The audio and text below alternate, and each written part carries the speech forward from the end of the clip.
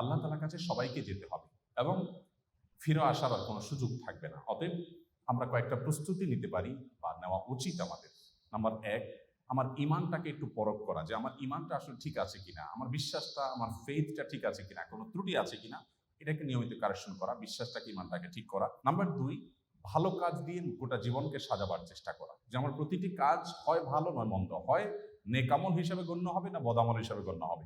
মিজানের পাল্লাতে দুইটা অপশন আছে, থার্ড কোনো অপশন নাই। আমি যেটাই করি না কেন আমার প্রতিটি মুহূর্ত হয় আমার ভালো কাজে গণ্য হবে আর না মন্দ কাজে গণ্য হবে। অতএব এই বিবেচনাটা সবসময় করে হিসেব করে চলা।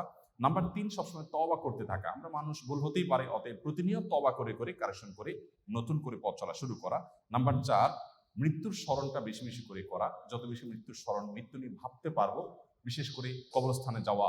মাঝে মধ্যে কোনো মানুষ মারা যায়নি, তারপর আপনি কবরস্থানে চলে গেলেন আত্মীয় স্বজনের কবর জিয়ারত করার জন্য, কিছুক্ষণ দাঁড়ালেন, তাদেরকে সালাম বিনিময় করলেন, আপনার ভিতরে ভাবোদয় হবে যে আমাকে একদিন আসতে হবে এই জায়গাটাতে। নাম্বার 5, কোনো ওসিয়ত করার থাকলে মৃত ব্যক্তি মৃত্যুর আগে জীবিতদের উদ্দেশ্যে ওসিয়তনামা লিখে রেডি করে রাখা, মৃত্যুর প্রস্তুতির অংশ, এবং সেটা একজন মানুষ তরুণ বয়স থেকে, যুবক বয়স থেকেই করতে পারেন, কোনো অসুবিধা নেই।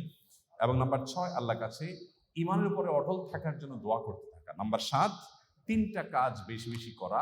একটা হলো উপকারী ইলম, উপকারী জ্ঞান মানুষকে সরবরাহ করা। দ্বিতীয় হলো সদকা জারিয়া, যেটার দানের স্থায়িত্ব থাকে। আর তৃতীয়ত হলো নেক সন্তান, ভালো সন্তান রেখে যাওয়া। এগুলো আমরা জীবিত থাকতে নিজেদের জন্য আমরা করে যাব এবং প্রস্তুতির অংশ হিসাবে করব।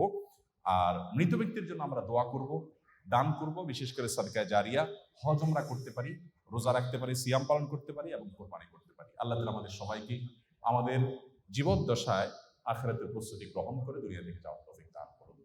আস-সুন্নাহ ফাউন্ডেশন, উম্মার স্বার্থে সুন্নাহর সাথে।